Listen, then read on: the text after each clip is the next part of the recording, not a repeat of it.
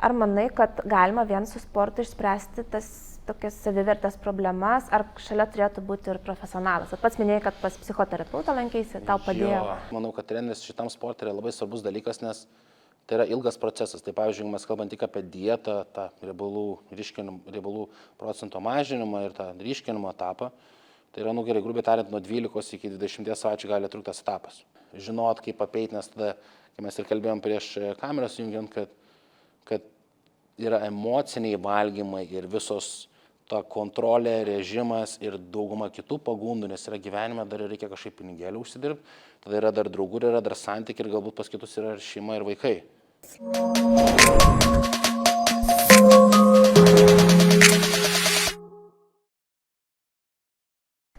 Sveiki, šiandien rubrikoje Nesportuok turime kultūrizmo atstovą Luką. Lukas Magurauskas. Sveikas, Lukai. Malonu, kad atvykai šiandieną. Ačiū, kad pakvietei, labai smagu pas tave čia atvykti pašnekėti apie sporto temas. Aš, Lukai, kaip tau sakiau jau prieš filmavimą, kad mažiausiai esu susidūrusi su kultūrizmu. Tai gal tu pats papasakok trumpai, kas tavo nuomonė per tuos visus metus, kiek tu sportuoji, kas yra kultūrizmas? Kam jisai skirtas?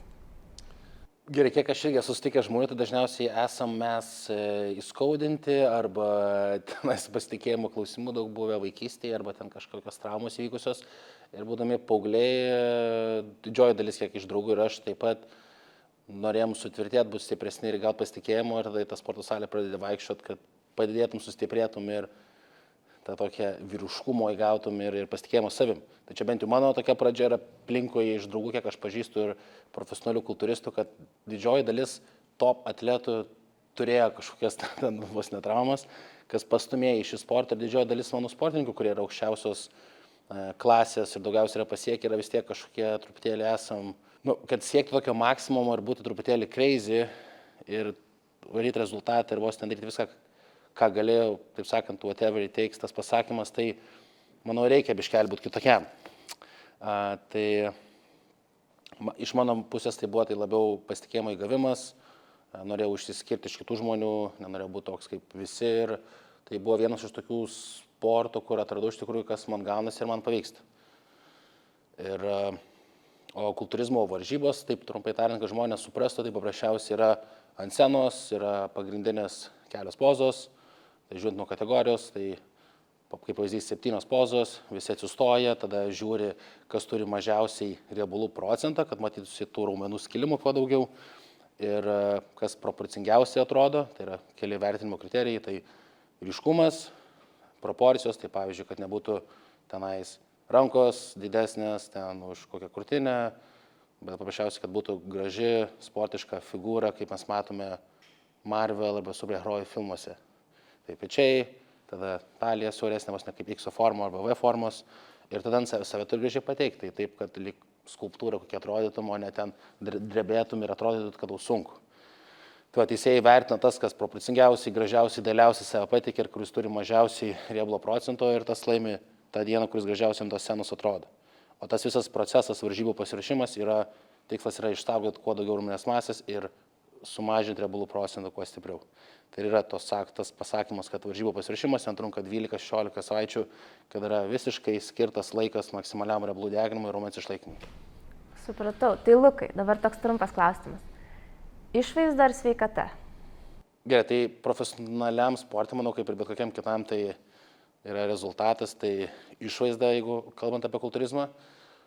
Tačiau kuo toliau aš pats irgi įsivertinu visą tą riziką ir tą kainą, ką gaunu iš šito sporto ir kokia kaina yra pasiekta maksimum rezultatą. Tai šiame sporte aš jau esu vos ne 12 metų ir iš tų 12 metų 10-11 metų, kada esu režime, tenais 5-6 valgymai per dieną, nepaleisius treniruotės. Ir po šitiek metų aš jau suprantu, kad pas mane artėja visai kitas gyvenimo etapas ir savo dar daviau kelis metus pabūti tam profesionaliam sporte ir netgi norėčiau pasitraukti į kitą gyvenimo etapą ir pasitraukti iš šio sporto, kol dar nėra jokių, sakykime, sveikatos problemų ir gerai jaučiuosi, nes yra dar mano tiksluose ir šeima, ir išbandyti kitus dalykus gyvenime, nes kultūrizmas labai stipriai atima viską, nes dauguma sporto tu gali padaryti pertrauką sezoną, to off-seasoną vadinamą ir atsitraukti nuo sporto pailsėti. O kultūrizme yra, kad vos ne 24 valandas priklauso, tai ne tik ta valanda sporto salėje, tai čia yra lengviausia dalis pasportuoti valandą. Bet einant tas 24 valandos tai yra miego režimas, nes jeigu tu blogiau pamiegosi, raumenys taip atsistatys, taip pat blogesnis miegas, kils kortizolis, kils streso hormonas, tai kentės tavo riebalų deginimo procesas arba raumenų atsistatymas, kas įtakos tavo savijautą kitą dieną, tada reiškia, tavo treniruotė bus silpnesnė, kas įtakos rezultatus, todėl turi būti miegas, tada tu statai gyvenimą aplink tą miegą. Ir tada aplink valgymus, kad tu nepraleistum to valgymų ir būtum pasiruošęs maistų. Tai yra miegas ir maistas ir tada į tos tarpus dėlioja savo kitus prioritetus kaip darbas, gyvenimas, šeima, draugai ir tada labai kenčia visą kitą ir labai tai yra savanaudiškas sportas. Tai va ta tokia kaina yra ir aš toks dar pasiruošęs iki galo pasiekti, tikslus kokius esu išsikėlęs, bet tas sveikatingumas ir bus mano tas kitas etapas, kad aš netgi iš tikrųjų kažkiek ir laukiu susimažinti kokių 15 kg raumens, būti tiesiog ryškus, gerai formoje, sportiškai ir perėti tą sveiką gyvenimo pusę, tai labiau tai, kad nugyventi ilgesnį ir geresnį gyvenimą ir geriau jaustis, kai man ten bus ir daugiau metų. Man dar toksai klausimas, yra tokios nuostatos, kad jeigu nori būti profesionalus kultūristas arba pasiekti gerų rezultatų, turi naudoti steroidus. Taip. Kiek tame yra tiesos, kiek tu pats gal susidūręs, kiek gali pasakoti apie tai? Ar yra žmonių galbūt, kurie ateina ir iš karto klausia apie papildus pirmiau negu, tarkim, apie sportą, mitybą? Jo, aš sakyčiau, netgi šiai dienai tai labai teisingai ir gerai pasakei, nes šiai dienai, kai yra socialiniai tinklai ir Instagram ir Facebookai ir tokie kaip superžvaigždės, kaip Sam Sulė, kuriam yra jau sumiltant 20 ar 21 metai, kuris atrodo įspūdingai ir jisai ir kalba apie tai, kad jisai vartoja tos steroidus ir jisai labai yra jaunas ir jaunimas jį seka ir jaunimui jis yra kaip koksai dievaitis ir mato, kaip jisai iš to YouTube uždirba ir protingai šneka ir labai protingas yra, bet tai duoda tokia kaip pliusų ir minusą, kad tada paaugliai irgi nori būti kaip jisai ir labai galvoja, kad tai yra būtent vaistų tų steroidų paimsi ir bus toks pats. Ir tiek man asmeniškai daug rašo, skaičiu net nepilnamečių ir klausia, ką geriau vartot, kur čia įsigyti, kur pirkti. Ir aš netgi stengiuosi ignoruoti tai ir patarinėjau ir rekomenduoju, kad to nedaryt. Bet šiai dieną aš pastebėjau, kad aš, pavyzdžiui, pradėjau, tai prieš tuos 12 metų kažkur grubiai, tai buvo labiau sportas ir treniruotės ir mes ten atsimenu sportavome tai po 7 dienas per savaitę, galvodami, kad kuo daugiau sportuosi, tuo geresnis rezultatas bus. Aišku, taip nėra, bet tada buvo toksai vos nemąstymas. Ir mes ten, atsimenu, 4-5 eidavom, po 3-4 valandas būdom toj salėje, varydavom ir, aišku, rezultatas būtų buvęs daug geresnis, jeigu būtume sportavę ten 4-5 kartus ir atsistatę geresnį laiką, daugiau dėmesio skirti atsistatymą ir polisį. Ir šiai dienai ta žodis steroidai ir viskas yra labai platu ir aš manau, kad šiame sporte yra labai tai stipriai kalbama ir šiai dienai yra daugiau vartojama, aš manau.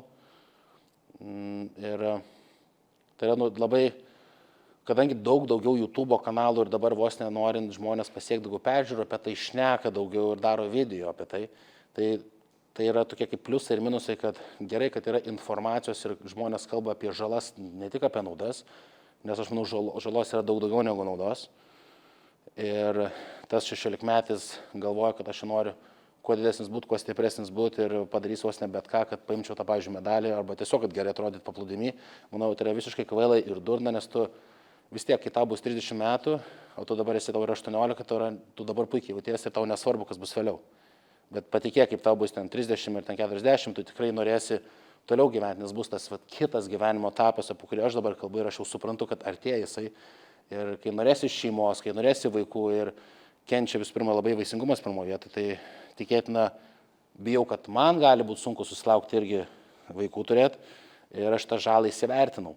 Bet tada dar apie kitas žalas irgi, apie kurias didelį labai įtakoja tie steroidai, tai reikia įsivertinti tai ir aš manau, kad kuo vėliau tu pradėsi, tuo bus geriau, nes nereikia nepamiršti, kad kūnas vis tiek dar auga ir bręsta iki 22, 3, 5 vos metų, skirtingai priklausomai nuo žmogaus. Tai kuo vėliau pradėti tai yra tuo geriau, o geriausia būtų iš to nedaryti. Bet aš manau, yra visiškai dvi skirtingos pusės, jeigu tu į profesionalų sportą žiūri, tai nori siekti savo gyvenimo su tuo, uždirbti su tuo ir tu priėmės kainą rizikuoti. su vaisingumu, su sveikatos problemų, kad tai sutrumpinsi savo gyvenimą keletą metų, tai faktas. Ir jeigu tau tinka tos kainos, ok, bet visą laiką spėsi, tai pirmoje vietoje visą laiką rekomenduoju žmonėms bent jau 5 metus dedikuok savo visą gyvenimą, tą sportą, tu duok viską tos 5-6 metus, pažiūrėk, ką tu gali pasiekti ir tada tu prijungęs kažkokius preparatus, dar tas rezultatas kažkiek pasistumės. Bet jeigu tu nuo nulio pradėjai preparatus, tai tu pasistumėsi tiek pat, kiek tu galėjai natūraliai pasiekti ir tada bus tos ribos, nes kūnas visai kitaip jau reaguos ir kūnas pripranta ir taip pat vis tiek jie nebeveiks. Tai šiame sporte labai yra, tai kalbama, nes tai yra išvaizdos sportas. Ant išvaizdos labai matosi ir tai iškart jau, galva šauna tai žodis steroidai, bet kalbant kitose sporto šakose, irgi labai visur tai yra vartojami, tik preparatai truputėlį kitokie, kurie duoda daugiau ištvermės, jėgos, proksimus jėgos. Tai žmonės irgi netaip kalba daug ir netiek gal gauna daug neigiamų komentarų tos kitos sporto šakos, bet toksai vis tiek tas kultūrizmas yra ekstremas ir jis įtraukia žmonės, nes tai yra truputėlį kaip į ekstremo pusę eina. Aš galvoju dabar kaip kalbi. Ar nėra, nesijaučia kultūristo atstovams, kad truputėlį tos stigmatizacijos iš išorės, nes tarsi kiti sportininkai lik ir pateisina savo kraštutinumus, tarkim, įvairias dietas, įvairius tos nusirovimus, nes vis tiek, jeigu tu jau esi profesionalas ir dar pasirenki ekstremalesnę sporto šaką, tarkim, paimkim, nežinau, kad ir ultra bėgimas, 24 valandos bėgimas, 100 km bėgimas. Aš pati pagalvoju apie save, kaip aš tuomet ruošdavusi tam ultram, tai tikrai tu visą savo laiką skiri būtent pasiruošimą ir visą kitą, kaip tu minėjai, statai aplink tą. Ir labai dažnai po kelių metų tu pagalvoji, kad ar tikrai buvo verta ir kokios dabar tos pasiekmes. Ir kartais man tokia mintis ateina, kad tarsi kitos sporto šakos pateisinamos tais dalykas, o vat kultūrizmas, jeigu tu kultūristas, tai kadangi tu viską dedikuoji į išvaizdą, tai jau kaip ir toks neigiamas bruožas. Ar nesusiduri su tokiu, vis tiek tu išsiskiri savo išvaizdą, trauki dėmesį, ar tai tau suteikia daugiau tokios motivacijos, ar daugiau sulaukia tokio neigiamo paskatinimo ir tave motyvuoja, ar kaip tik priešingai suveikia? Čia labai geras klausimas. Tai irgi tai labai su metais pasikeitė. Ir, apskritai kalbant apie tą kultūrizmą ir tos visus preparatus, tai labai aš noriu, kad žmonės suprastų tą žalą, nes tie žmonės ir mato tą transformacijos nuotrauką ir kaip tu gerai atrodai ten ir tas išnešęs gerai, stiprus presas tenai ir tu galvoji, kad tu visada taip atrodai kaip toj nuotraukoje, tu matai tą vaizdą. Bet ta tiesa yra, kad dauguma ir nešneka žmonių tą vadinamą užkulisiuose ir tas visas procesas, kaip tu pasieki tą vaizdą, kurį tu matai nuotraukoje. Tai žmonės nesupranta, kad tu vartojant tuos steroidus ir bus nuotaikų kaitos ir dauguma šalutinių, kad tau ir netgi tos emocijos ir geresnis ir blogesnis, tu daug jautriau tai reaguoji.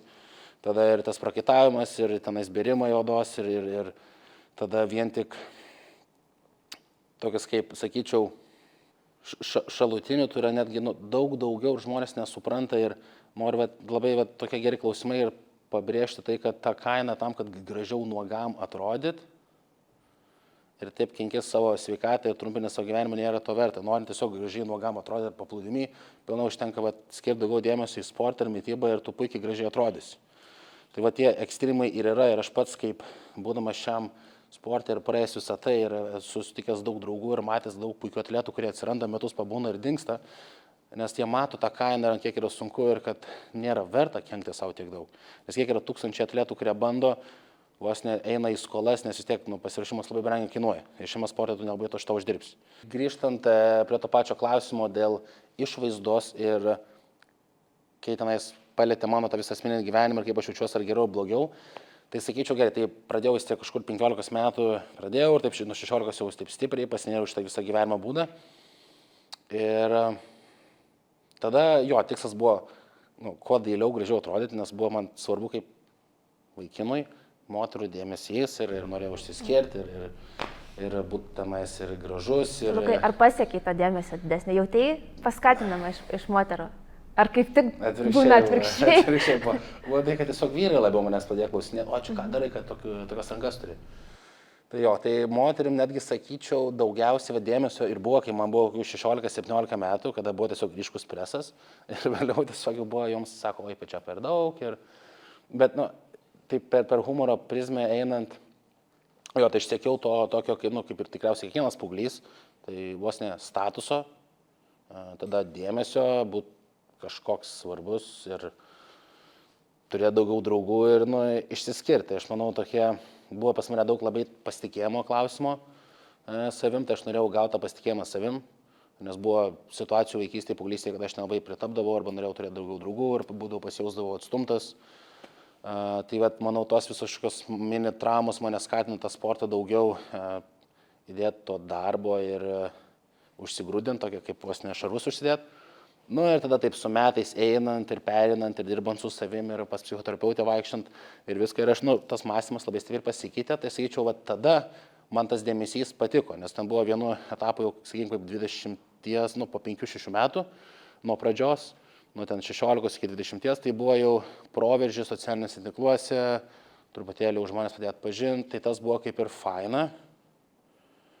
Ir sakyčiau, šiai dienai dar po 6 gerų metų, tai kaip tik netgi norisi, pavyzdžiui, kaip su kokia draugė, nueiti ramiai pavalgyti kokį restoraną arba išeiti į miestą pasivaikščioti.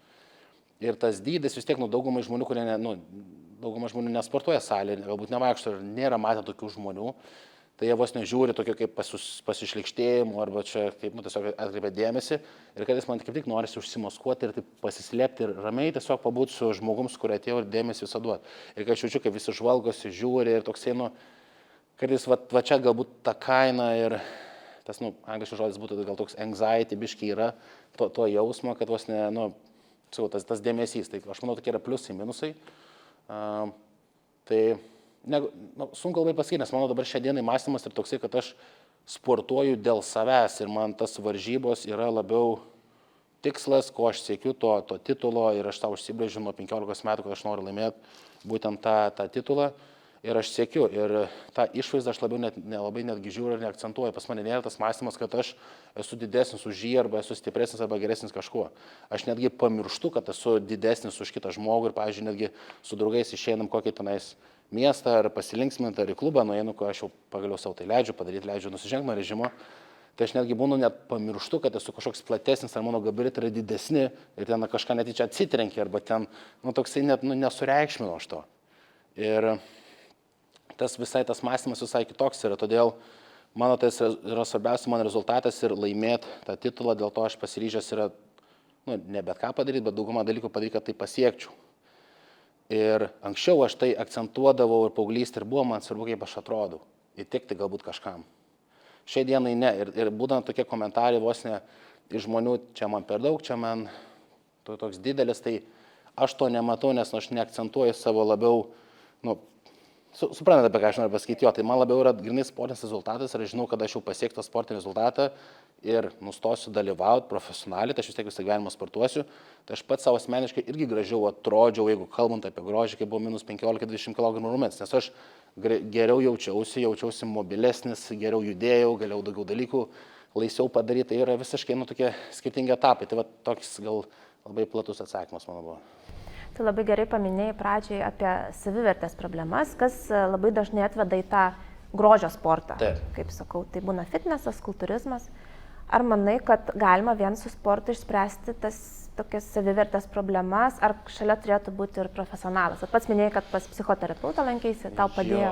Kaip tu tos nuomonės? Ar atėjęs pas trenerį, kuris tave ruoš varžybam, tu gali išspręsti tas problemas, ar kaip tik gali būti dar priešingas efektas, kai tu viskas statai ant vienos kortos ir nedaug dievė nepaeina. Čia labai irgi geras klausimas. Aš manau, kad labai čia nuo trenerio priklauso ir labai sunku sakyti, manau, kad treneris šitam sportui yra labai svarbus dalykas, nes tai yra ilgas procesas. Tai pavyzdžiui, mes kalbam tik apie dietą, tą riebalų procento mažinimą ir tą ryškinimo etapą, tai yra, gerai, grubiai tariant, nuo 12 iki 20 savaičių gali trukti tas etapas. Tai 3-4 mėnesiai priklausomai, kiek tu turi riebalo procento, nuo kiek turi pradėti. Tai jau tu su treneriu praleisi 4 mėnesius bendraudamas mažiausiai kartais savaitę pačioje pradžioje ir paskui kalbant vos ne kiekvieną dieną. Bet jeigu tu jau profesionaliai ruošies, tai tu su treneriu komunikuosi bendrausi į visus metus. Tai gaunas, kad tu su tuo žmogum daug laiko praleisi. Ir dėl to yra labai svarbu ne tik tos žinios, bet tas ryšys ir pasitikėjimas ir tas treneris turi tave suprasti ir žinot, kaip apeiti, nes tada, kai mes ir kalbėjom prieš kameras jungiant, kad yra emociniai valgymai ir visos ta kontrolė, režimas ir dauguma kitų pagundų, nes yra gyvenime, dar reikia kažkaip pinigėlių užsidirbti, tada yra dar draugų, yra dar santykiai ir galbūt pas kitus yra ir šeima ir vaikai. Ir kai tu užsidarai ir tu būni ant dietos ir save riboji, ir būni pavargęs, ir dar turėti darbą, ir galvot, kaip užsidirbti, ir dar tavo draugė nori, ir žmona nori dėmesio, ir labai daug dalykų į tai įeina. Ir aš kai pradėjau, būdamas 16 metų, man buvo tik viena tokia didžiausia atsakomybė paruošti namų darbus ir atsiskaityti matematikos egzaminą. Tai toksai padarai ir varai į salę. Tai šiai dienai yra gyvenimas jau truputėlį kitoks, daugiau gyvenimo atsakomybė. Dėl to aš ir jau plius minus įsivertinu, kad dar keli metai, nes suprantu, kad ta kaina yra net, pirmo vietą aišku yra sveikata, bet kaina yra visai dar kitos, yra daugiau atsakomybių, yra gyvenimas, kurį aš dar noriu irgi išnaudoti pilnavertiškai ir pas mane yra visai kitų irgi tikslų ir vertybių. Ir ta kaina vis tiek prastėja santykiai ir su antrąja pusė, ir su šeima, ir su draugais. Ir mano vertybės irgi yra sustatytos aplink šeimą ir draugus ir mylimą tą aplinką turėti aplink save. Tai įsivertinus tą visą kainą ir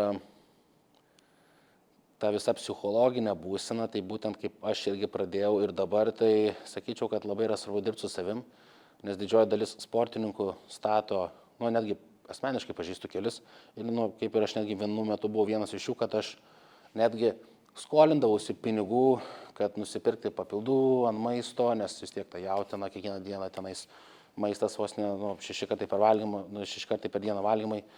Tai labai brangiai suskainuoja ir aš netgi buvau tiek pasiryžęs dalyvauti ir ten dėl kažkokio medalio, taip sakant, paprastose varžybose, į skolas eini tam, kad tu pasiruoštum. Ir aš žinau, kurie tai irgi taip pat daro.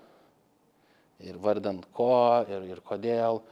Ir manau, kad labai daug tokių vidinių dalykų ir susideda, kad galbūt kažkoks yra bėgimas, kažkam įrodymas kažko. Ir tai yra labai svarbu dirbti su savim, aš manau, kad nepaskęstame, nes tu visas kortas, kaip jūs sakėt, ir pastatai, ir tada vis tiek iš tų didžioji dalių tokių žmonių, ir aš irgi buvau tame, kad aš viską duodu ir, pavyzdžiui, užimu kokią 5 vietą arba iš vis nepatinku į tą 5-tuką. O ant scenos tu praleidi tas 5 minutės ir nulipi, ir tu rašėsi ten 4 mėnesius ir tu supranti, kad tu tiek daug paaukoji, viską darai ir užlipi ten 5 minutės, ten pauzas padarai ir buvai per prastas arba ten trūko ir viskas, 5 minutės ten scenoje, susėdi ir važiuoji namo. Ir tas skausmas ir tau yra skaudu, nes tu žinai, kiek tu paaukoji, kiek tu visko tai įdėjai. Ir tu tos 3 mėnesius turėjai tą vieną datą, dėl kurios tu rašeisi ir dirbai. Ir ta data atrodės, svarbiausia, tau viskas, tu tik matai tą. Ir ta diena atėjo viskas ir tu supranti, kad tu reikia grįžti atgal į gyvenimą. Ir yra nepatenkinta žmona ar draugė, kuri nori tavo dėmesio, nes žino, kad tu buvai išskridęs ir iš šiandien. Ir tada yra draugai, ir tada darbai, kolegos, kurių tu prašai, kad padėtų tau su darbais galbūt tos paskutinės 2-3 valandas, nes tau buvo sunku dirbti. Ir tada supranti, kad reikia toliau gyventi. Ir čia yra tas visos psichologinės, manau, problemos, emocinės, ką reikėtų su savim dirbti. Kai tokia mintis man kilo, tu turbūt irgi būsi susidūrę su tom situacijom, kai žmonės ateina pagerinti, pagražinti savo kūnus, bet iš tiesų nukrypsta į tokius kraštutinumus kaip valgymo sutrikimai. Nežinau, kiek dirbi su moterim, kiek su vyrais, bet manau ir tarp vyrų ta problema yra, ypatingai tokiose sporto šakose. Tarp moterų jinai didesnė, tikrai statistiškai pasauliniu mastu, bet vyrai mažiau linkę kreiptis pagalbos. Tokios stigmos dar yra dėl vyrų ir psichologinės sveikatos. Kiek pats esi susidūręs su valgymo sutrikimais? Ar manai, galbūt kažkoks etapas buvo, kur ir pats galbūt tame buvai? Jo, pirmom varžybom tai buvo. Tai labai taip trumpai, tai pirmom varžybom aš buvau pasiruošęs visiškai bet ką padaryti, gal pirmas 2, bet ką padaryti, kad netgi prieš 10-12 metų tai buvo toksai visiškai old school mąstymas, labai nedaug informacijos dar buvo.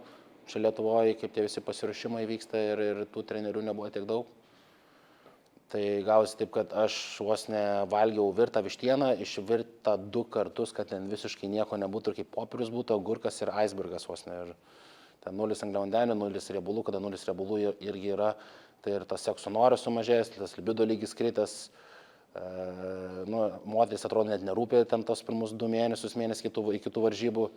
Tai labai prastai buvo ir tada buvo labai kalorijų stiprus sumažinimas, kardio daug ir tiesiog paprasčiausiai tam pasiruošime, sakykime, jis netoks buvo sėkmingas, tas, kas buvo vedlys mane tam pasiruošimui. Ir jo, buvo labai blogai, nes tada aš taip save stipriai ribojau maistu ir po varžybų gal pirmos 2-3 savaitės ant tiek buvau pasilgęs to maisto, kad aš norėjau dar to sotumo jausmo.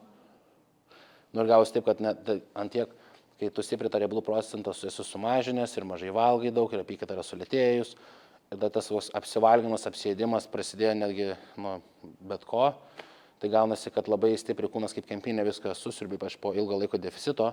Ir kūnas pirmo vietą, aišku, ištinsta, nes dar prieš varžybas mes ribojam vandenį, kada riboji vandenį, tada kūnas bando jį grąžinti. Ir tai būna tos kelios dienos, kad truputėlį vandeningesnis kūnas būna. Bet jeigu tu toliau valgai daug angliavandenių, maisto, belenkiek daug kalorijų, tu dar labiau kūnas kaupia tą skysčius vandenį, dar gali būti kortizolis, streso hormonas kyla, kas irgi dar labiau kaupia vandenį ant kūną. Tai aš atsimenu, netgi ten buvo per savaitę laiko man kokie gal plus 8-9 kg, aišku, iš jų tenais bus kokie 5 kg vandens, bet aš neatsimenu, kojos negalėjau batus įkišti, ant tiek ištino viskas. Tai buvo labai blogai, tada aš jau supratau, kad čia labai blogai yra. Ir pats su savim iš tikrųjų mačiau tą problemą ir vėl grįžau į sportus, normaliai salę, kardio, kad tą vandenį, daug vandens užkėliau, kuo daugiau vėl gert, kad vėl viskas išeitų, sumažinau vėl maistą ir tada viskas taip gražiai susitvarkė. Bet tą pats patyriau, tai ta kaina, kada yra labai stipriai savęs ribojimas ir tos kraštutinumus. Ir aš manau, netgi tas mąstymas ir savęs gal kažkoks baudimas arba galvojimas, kad aš esu kažkoks hardcore atletas ir aš, jeigu noriu gerai pasiruošti, aš turiu kentėti. Toks kaip kario mentalitetas, kad kuo daugiau kentėsiu, kuo sunkiau man bus, kuo daugiau čia reikės stengtis, tuo aš būsiu kietesnis ir geresnis rezultatas, bet tai yra visiškai atvirkščiai. Tai yra kaina, kiek tu turi kažkiek sunkiai darbą, yra sunku, kažkiek kankinimosi, bet jeigu tu gali apėti ir gražiai sužaisti ir neprivalai kankintis, kad pasiek gerą rezultatą. Kai tik, jeigu tu kankinsi ir alins, rezultatas kentės. Tai va čia irgi su sportininkais, kai aš pats dirbu su klientais, kai kurie nori, duok man kuo sunkiau, sumažink man maisto, duok man dar daugiau, aš galiu dar daugiau, tikrai man galiu daugiau negu 20 minučių bėgti, galiu pusvalandį bėgti, sakau, ne, ramiai. Mums dabar rezultatas puikiai einas ir kūnas keičiasi ir tu visų kiekvieną savaitę gražiau atrodai, darydamas po 20 minučių kardio ir valgant visai daugiau maisto. Sako, bet aš net nebadauju. Sakau, bet gerai, tu pažiūrėk, kaip tu atrodai prieš 4 savaitės, prieš 3, 2 ir dabar. Ką mums daugiau reikia alinti kūną, jeigu tu daug geriau jauties ir geriau atrodai.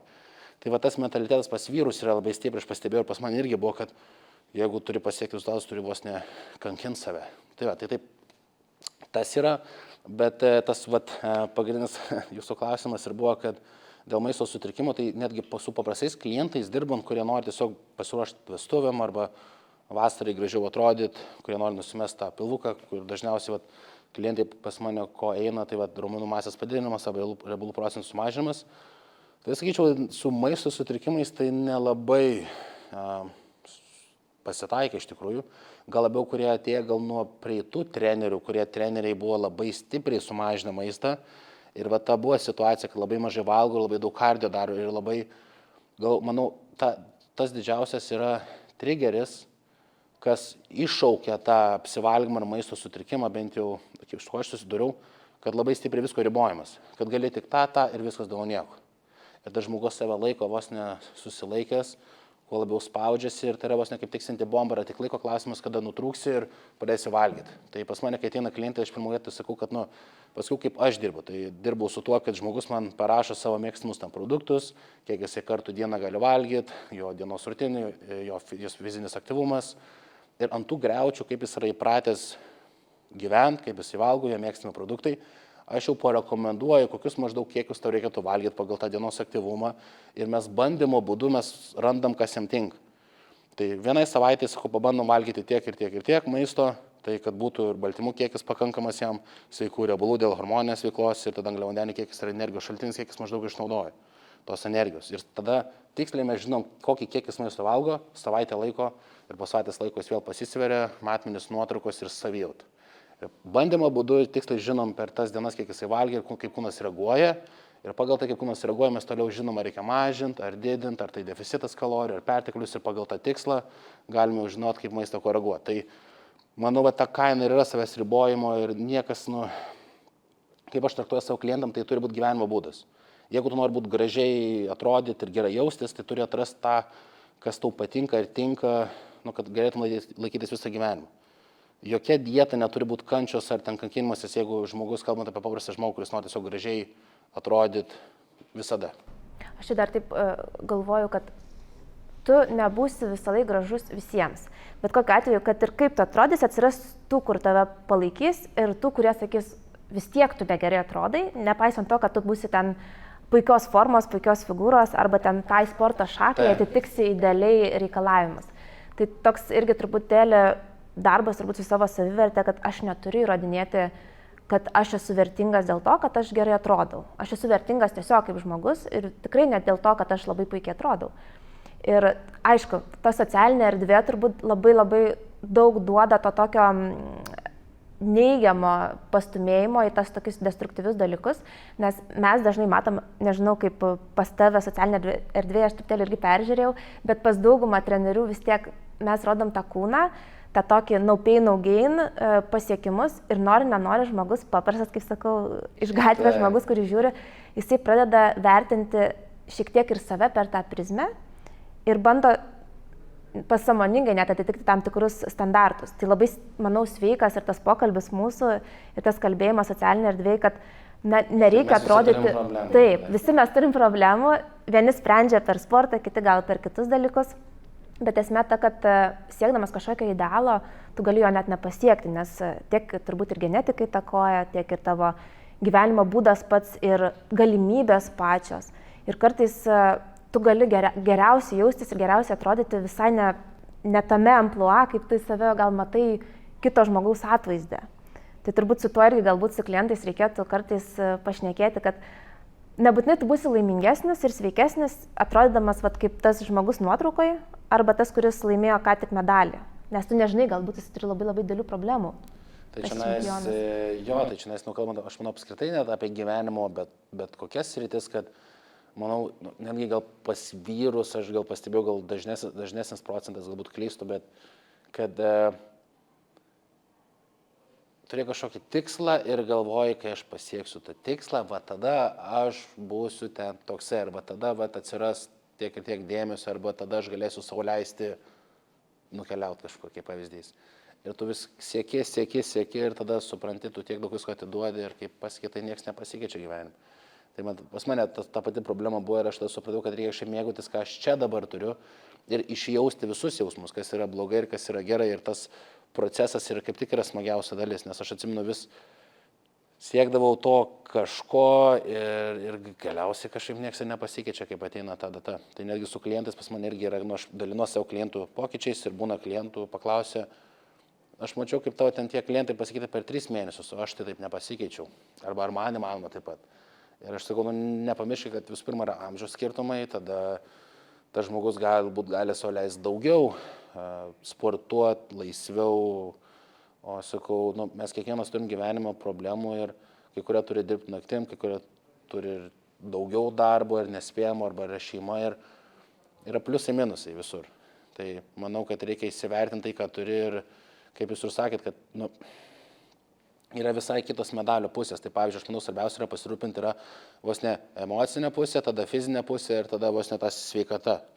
Tai mes galim, tarkim, su metais, kuo mes labiau vyresni tampam, tai fizinė ir pusė ir sveikatos pusė nori vis tiek jinai kris.